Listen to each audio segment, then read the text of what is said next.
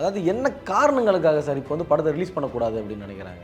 என்ன காரணம்னா இப்போ வந்து படத்தை ரிலீஸ் பண்ணக்கூடாது, காரணம்லாம் சொல்ல மாட்டாங்க. படத்தை ரிலீஸ் பண்ணக்கூடாதுன்னா படத்தை ரிலீஸ் பண்ணக்கூடாது, பண்ணக்கூடாதுன்னா பண்ணக்கூடாதுன்னா பண்ணக்கூடாது, பண்ணக்கூடாது எதுக்கு சார் பண்ணக்கூடாது, அவ்வளோதான். அதாவது வந்து எப்படின்னா சென்சார் போர்டுகிட்ட வந்து இவங்க வந்து எப்படின்னா, அதாவது வந்து இந்த கைப்பிள்ளையை வந்து அடிச்சும் பார்த்துட்டோம், அவுத்தும் பார்த்துட்டோம், ஆனால் சர்டிஃபிகேட்டை கொடுக்க மாட்டேங்கிறாங்களே அப்படிங்கிற மாதிரி அப்படியே அண்ணாந்து பார்த்துட்டு இருக்காங்க. யார் காசு கொடுக்குறாங்களோ, துட்டு கொடுக்குறாங்களோ அவங்களுக்கு வந்து விஜய் தேதி கொடுப்பாரு. அந்த வகையில் பார்த்தீங்கன்னா கேவிஎன் கொடுத்துருக்காங்க. கேவிஎன் வந்து 250 கோடியும் கொடுத்துருக்காங்க, படத்துக்கு 250 கோடியும் போட்டிருக்காங்க, மொத்தம் 500 கோடி. கோவிந்தா கோவிந்தா. பெண்களோட ஓட்டு குறைஞ்சிருச்சுன்னு யார் சொன்னா? ஆண்களோட ஓட்டும் கிடையாது, பெண்களோட ஓட்டும் கிடையாது, யார் ஓட்டுமே கிடையாது சார். இன்டைரக்டா ஜனநாயகன் படம் வந்து ஜனநாயகன் படம் தேர்தலுக்கு முன்னாடி வந்தால் அவர் ஜெயிச்சிருவாராமா? அப்படிதான் சொல்றாங்க. அவர் நடிகையோட வந்தாருங்கிறதுக்காண்டி தான் வந்து ஓட்டு கிடைக்காம போகுதுன்னு நினைக்கிறீங்களா? அப்படிலாம் கிடையாது. மொத்தத்திலேயே வந்து பார்த்தீங்கன்னா இந்த எலெக்ஷனில் ஓட்டு அவருக்கு இல்லை அப்படிங்கிறது உறுதி. உங்களை நம்பி தாலி கட்டி வந்த மனைவி 28 வருஷம் கழித்து அந்த மனைவி வந்து பொது மேடையில் வந்து அதெல்லாம் அந்த அளவுக்கு ஒர்த்தே கிடையாதுன்னு பேசுகிறீங்கன்னா, அப்போ நீங்கள் எந்த அளவுக்கு ஒர்த்தான ஆளாக இருப்பீங்கன்னு பாருங்கள். அதுக்கப்புறம் பார்த்தீங்கன்னா ஒவ்வொரு திருமணத்துக்கும் 1 பவுன் தங்கம் கொடுக்குறாங்கிறாரு. 1 பவுன் தங்கம் எவ்வளோன்னு தெரியுமா அவருக்கு? அவர் தங்கம் 1 பவுன் தங்கம் இது வரைக்கும் வாங்கியிருப்பாரு. 1 பவுன் தங்கம் வந்து இன்னைக்கு 1,20,000 தங்கத்தினுடைய விலையே 1,20,000. 2 பேருக்கு தான் போட்டியே. 2 பேருக்கு தான் போட்டியே. அதாவது அவர் பேசுனதுக்கு வந்து த்ரிஷா அவர்கள் கண்டனம் தெரிவிச்சிருந்தாங்க சார். கண்டனம் தான் தெரிவிப்பாங்க. நம்ம ஊரில் உள்ளவங்க எல்லாம் இன்னைக்கு த்ரிஷா பற்றி பேசுகிறாங்க, எல்லாரும் கண்டனம் தெரிவிக்க வேண்டியதானே. கரூர் சம்பவம்லாம் மனசில் வச்சுருந்தாருன்னா, கரூர் சம்பவத்தை நினச்சி கண்ணீர் விட்டு அழுதார்ல, ஒரு தனியாக ஒரு வீடியோ போட்டார்ல, சிஎம் சார் அப்படின்னு சொல்லி ஒரு வீடியோ போட்டார்ல, அப்படி மனசுக்குள்ள அழுத்தம் இருக்குது கரூர் சம்பவம்னா. செப்டம்பரில் நடந்த சம்பவம் அக்டோபர், நவம்பர், டிசம்பர், ஜனவரி, பிப்ரவரி 6 மாதம் கூட ஆகலை, 5 மாதம் தான் இருக்குது. 5 மாதத்துக்குள்ளே நீங்கள் இப்படி ஜோடி போட்டு வருவீங்களா? இப்படி போடு போடு போடு தன்னால அப்படின்னு ஜோடி போட்டு வருவீங்களா? ட்ரால் மெட்டீரியலாக மாறப்போகுது இந்த படம். கண்டிப்பாக ஜனநாயகன் ட்ரால் மெட்டீரியலாக மாறி, நிச்சயமாக ஜனநாயகம் வந்து ட்ரால் மெட்டீரியலாக மாறுதான் போகுது.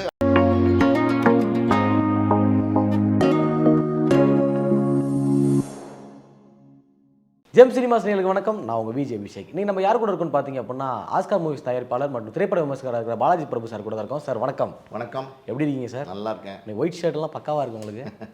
நன்றி. Okay sir.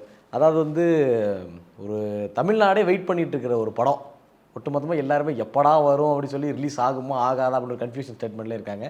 ஜனநாயகன் அது வந்து கரெக்டாக பார்த்தோன்னா நமக்கு வந்து பொங்கலில் ரிலீஸ் ஆகும் அப்படின்னு சொல்லி எல்லாருமே எதிர்பார்த்துட்டு இருந்தோம். அப்புறம் இப்போ ரிலீஸ் ஆகுது, அப்போ ரிலீஸ் ஆகுது அப்படின்னாங்க. சென்சாரில் பிரச்சனைனாங்க. நேற்று வந்து சென்சாரில் ஃபைனலாக பார்க்க போகிறோம் அப்படின்ற சொன்னாங்க. ஆனால் உடம்பு சரின்ற ஒரே ரீசனுக்காக படத்தை பார்க்கல அப்படின்றாங்க. இது கேட்குறப்ப எப்படி சார் இருக்கு உங்களுக்கு? அதாவது ஒருத்தருக்கு மட்டும், ஒரு மெம்பருக்கு மட்டும் வயிறு சரியில்லை. ஓகே. என்ன சரியில்லை? வயிறு சரியில்லை.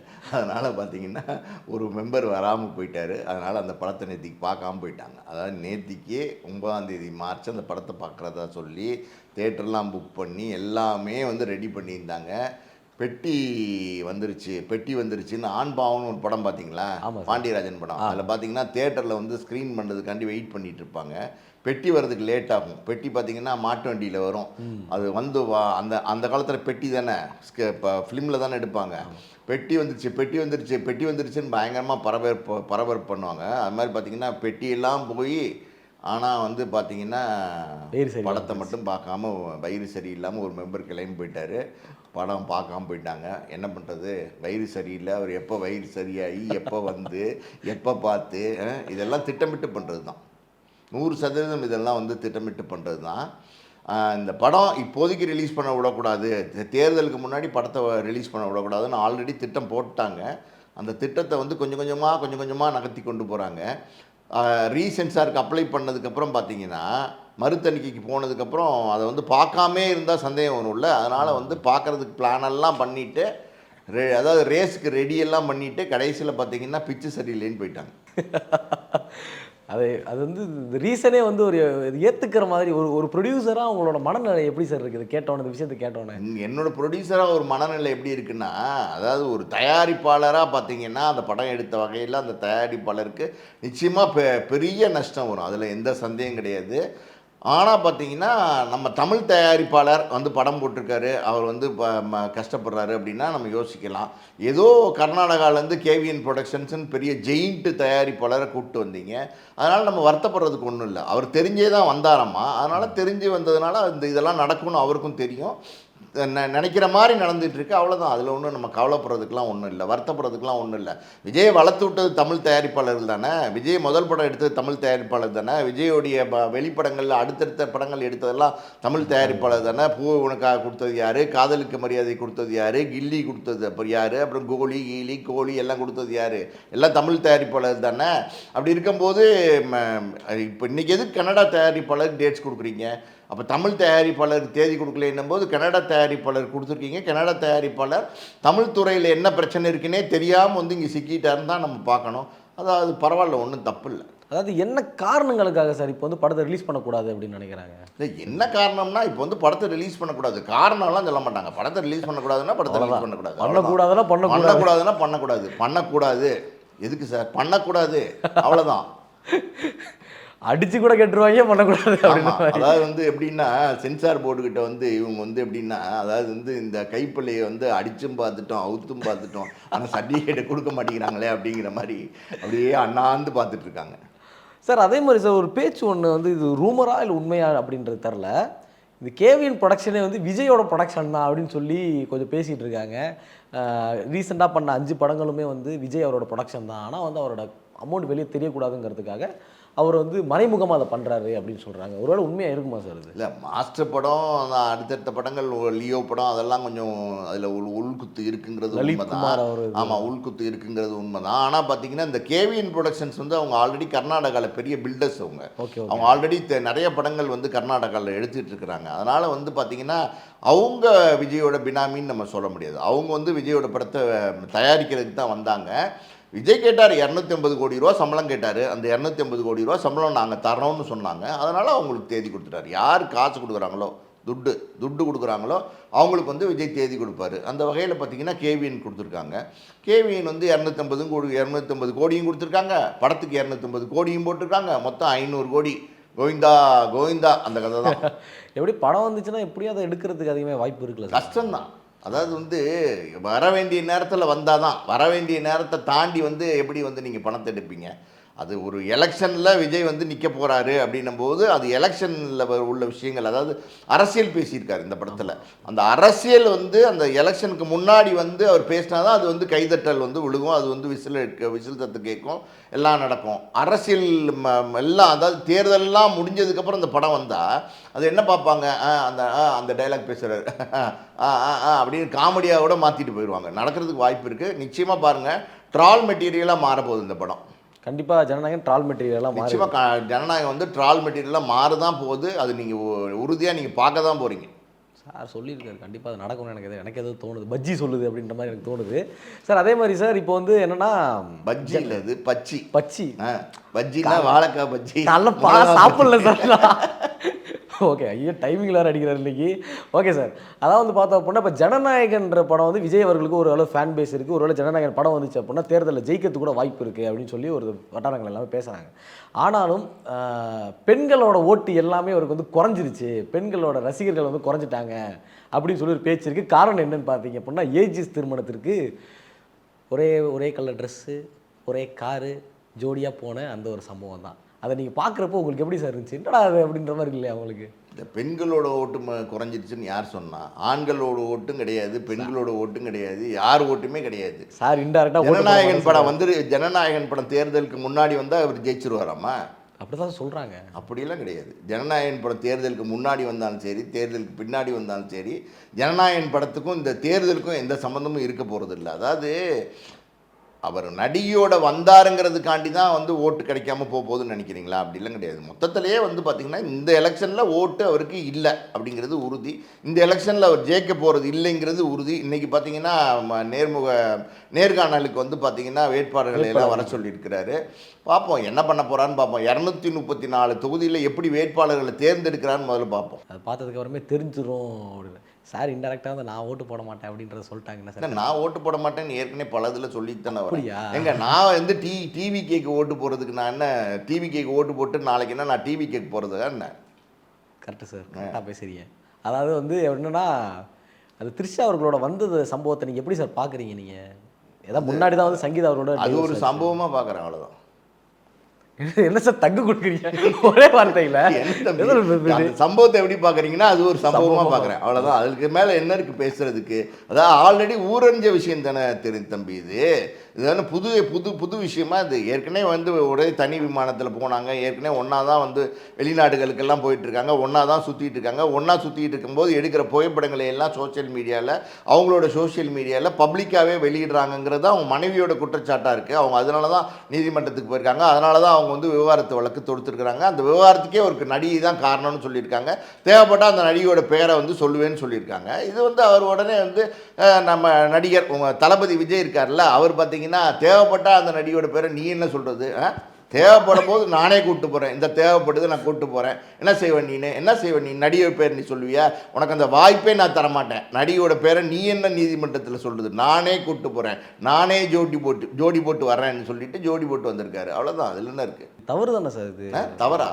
அதாவது பண்ணுறது எல்லாமே தப்புன்னும் போது ஒன்றை மட்டும் எப்படி தப்புன்னு சொல்வீங்க? மொத்தமாக தப்பு மொத்தமாகவே ஒரு பொய்ன்னு இருக்கிற விஷயத்தில் ஒரு உண்மையை கொண்டு போய் நீங்கள் சொன்னீங்கன்னா அந்த உண்மையும் பொய்யாயிரும். புரியுதா உங்களுக்கு?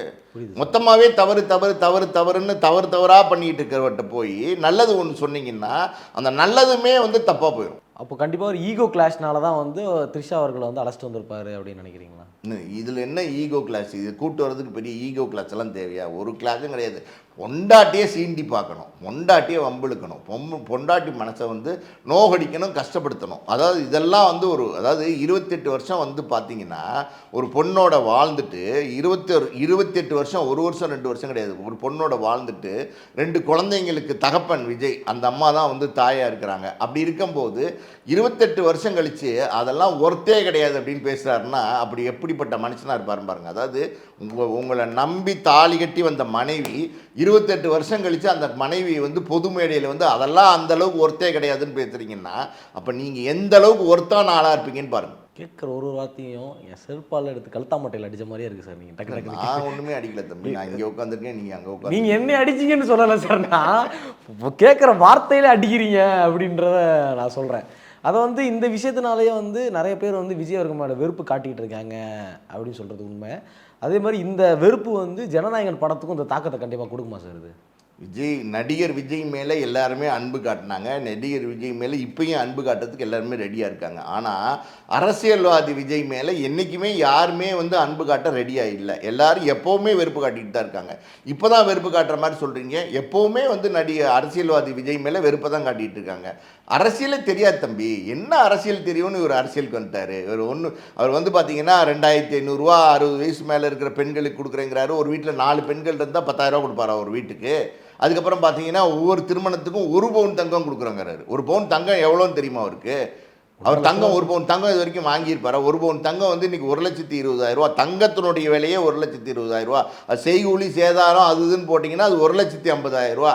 1,50,000 ரூபா ஒவ்வொரு திருமணத்துக்கு கொடுத்துட்டே இருப்பாரா? ஏகப்பட்ட திருமணம் நடக்குது, ஒரு நாளைக்கு ஆயிரக்கணக்கான திருமணம் நடக்குது. அதில் கள்ள திருமணம் வேற, நல்ல திருமணம் வேற. அப்புறம் வந்து அதாவது இவர் 1 பவுன் கொடுக்குறாரு, அதை வாங்கணுங்கிறதுக்காண்டியே செட்டப் பண்ணி 2-3 திருமணம் பண்ணுறவங்களாம் இருப்பாங்க. நல்லா நகைச்சுவையாக இருக்குது. 6 சிலிண்டர் கொடுக்குறேன், 1 பவுன் தங்கம் கொடுக்குறேன், பிறந்த குழந்தைகளுக்கெல்லாம் மோதிரம் கொடுக்குறேன். பிறந்த குழந்தைகளுக்கெல்லாம் மோதிரம் கொடுக்குறேன்னா அப்போ வீட்டில் பிறக்கிற குழந்தைக்கு என்ன செய்ய போகிறீங்க? ஆட்டோவில் பிறக்கிற குழந்தைக்கு என்ன செய்ய போகிறீங்க? திடீர்னு பஸ்லேயே போகும்போது இப்போ குழந்தை பிறந்தது, அதுக்கு என்ன செய்ய போகிறீங்க? கவர்மெண்ட் ஹாஸ்பிட்டலில் பிறந்த குழந்தைக்கு மட்டும் கொடுக்க போகிறீங்களா? ப்ரைவேட் ஹாஸ்பிட்டலில் பிறக்கிற குழந்தைக்கு மட்டும் கொடுக்க போகிறீங்களா? யாருக்கு கொடுக்க போகிறீங்க? எல்லாமே வந்து இலவசம்.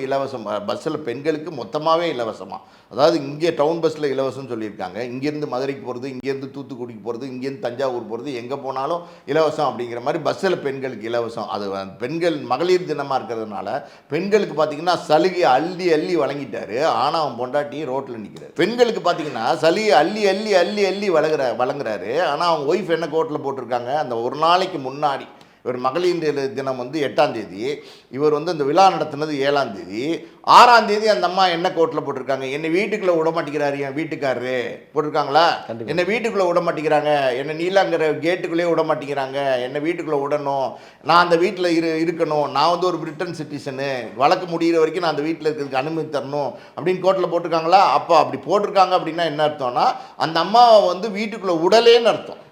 அந்த வழக்கு போட்டதுக்கப்புறம் பார்த்தீங்கன்னா, வழக்கா போடுற என் மேலே வழக்கு உள்ளே வராத அப்படின்னு சொல்லி கதவை மூடிட்டார். ஆல்ரெடி அப்பாவுக்கு மூடிட்டார், அம்மாவுக்கு மூடிட்டார், பையனுக்கு மூடிட்டார், பொண்ணுக்கு மூடிட்டார். ஏதோ பொண்டாட்டி பாவம் பார்த்தீங்கன்னா தனியாக ஏதோ ஒரு சமையல் பண்ணி சாப்பிட்டுக்கிட்டு மேல் வீட்டில் இருந்தாங்க, இப்போ அவங்களுக்கும் மூடிட்டார். பெண்களுக்கு வந்து ஏகப்பட்ட சலுகைகள் வழங்குறாரு. த்ரிஷா ஓப்பன் பண்ணுவாரா சார்? த்ரிஷா ஓப்பன் பண்ணுவார். நான் இந்த வம்புக்கு நான் வரல.